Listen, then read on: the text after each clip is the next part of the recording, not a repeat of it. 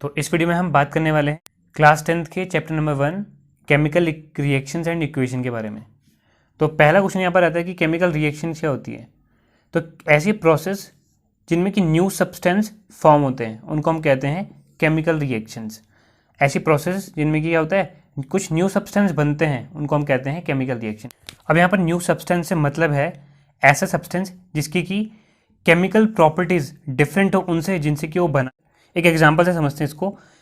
मान लो कि यहाँ पर ए और बी आपस में रिएक्शन कर रहे हैं और वो बना रहे हैं ए बी। वो क्या फॉर्म कर रहे हैं? ए बी फॉर्म कर रहे हैं।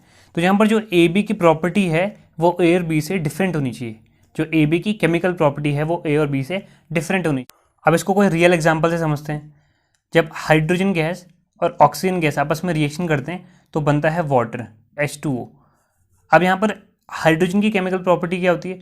हाइड्रोजन बहुत ही अच्छा फ्यूल है, बहुत ही अच्छा क्या फ्यूल है। रॉकेट में इसको एज अ फ्यूल यूज़ करते हैं। सन में 70% हाइड्रोजन गैस। तो बेसिकली हाइड्रोजन बहुत ही अच्छा कंबस्टेबल सब्सटेंस है। दूसरी तरफ अगर हम ऑक्सीजन को देखें तो ऑक्सीजन के बिना कंबशन की प्रोसेस कंप्लीट नहीं हो सकती। अगर हमें किसी चीज़ को जलाना है तो वहाँ पर ऑक्सीजन की प्रेजेंस होना बहुत ही ज़रूरी है। तो ऑक्सीजन कंबशन की प्रोसेस में बहुत ही ज़्यादा क्या होता है, रिक्वायर्ड होता है ना। बिना ऑक्सीजन के कोई भी चीज़ को हम जला नहीं सकते। और हाइड्रोजन बहुत ही अच्छा कंबस्टेबल सब्सटेंस। और उन दोनों की रिएक्शन करने से जो बनता है H2O, उसकी प्रॉपर्टी ना ही H2 जैसी होती है ना ही O2 जैसी होती है। तो हम ये कह सकते हैं कि यहाँ पर जो बना है वो एक न्यू सब्सटेंस बना है। मतलब इसकी जो केमिकल प्रॉपर्टी है वो क्या है, डिफरेंट है इन दोनों से जिनसे कि वो बना है। तो ऐसी प्रोसेस जिनमें कि न्यू सब्सटेंस फॉर्म होते हैं उनको हम कहते हैं chemical reaction. Chemical reactions are the processes in which new substance are formed, उन्हें हम कहते हैं केमिकल रिएक्शंस। अब न्यू सब्सटेंस बनने की इस प्रोसेस में जो आपस में रिएक्ट करते हैं उनको हम कहते हैं रिएक्टेंट। और रिएक्टेंट के आपस में रिएक्शन करने से जो न्यू सब्सटेंस बनता है उसको हम कहते हैं प्रोडक्ट। जैसे कि हमने यहाँ पर देखा H2 और O2 आपस में रिएक्शन करके बना रहे थे H2O। तो यहाँ पर H2 और O2 आपस ये हो गया रिएक्टेंट, मतलब रिएक्शन करने वाले। और जो H2O है वो हो गया हमारा प्रोडक्ट। अब जो रिएक्टेंट है उनको हमेशा लिखा जाता है लेफ्ट साइड। तो रिएक्टेंट को हमेशा लिखेंगे हम लेफ्ट साइड और प्रोडक्ट को हमेशा लिखा जाता है राइट साइड। कहाँ लिखते हैं? Right side. अब रिएक्टेंट्स को आपस में सेपरेट करते हैं प्लस साइन से। मतलब देखो यहाँ पर हम यहाँ पर लिख देंगे रिएक्टेंट लेफ्ट साइड और राइट साइड लिख देंगे हम प्रोडक्ट।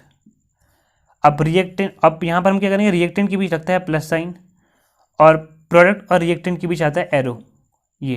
तो यहाँ पर ये होगी आपकी केमिकल रिएक्शन। तो लेफ्ट साइड हम लिखेंगे रिएक्टेंट और राइट साइड हम लिखेंगे प्रोडक्ट। तो केमिकल रिएक्शन सोचते ही शायद आपके माइंड में लेबोरेटरीज का ख्याल आता हो, लेकिन ऐसा नहीं है कि केमिकल रिएक्शन सिर्फ लैब्स के अंदर ही होती है। हमारे आसपास लाखों केमिकल रिएक्शन हर टाइम हो रही है। जैसे कि रस्टिंग ऑफ आयरन में रस्ट लगना, जंग लगना, डाइजेशन ऑफ फूड, रेस्पिरेशन, ये सारी की सारी केमिकल रिएक्शंस है। जैसे कि रेस्पिरेशन,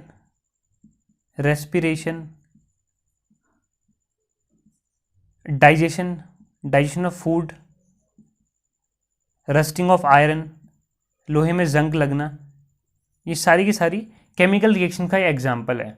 अगर मैं आपको बोलूँ कि यहाँ पर एक आइस क्यूब रखा हुआ है, मान लो यहाँ पर आइस क्यूब, और मैं इसको हीट देता हूँ थोड़ा और ये मेल्ट होके लिक्विड में चेंज हो जाता है। किस में चेंज हो जाता है? लिक्विड में। तो क्या हम कहेंगे कि जो प्रोसेस है ये केमिकल रिएक्शन है? तो ऐसा नहीं है, ये केमिकल रिएक्शन नहीं है, क्योंकि यहाँ पर कोई भी नया सब्सटेंस नहीं बन रहा है।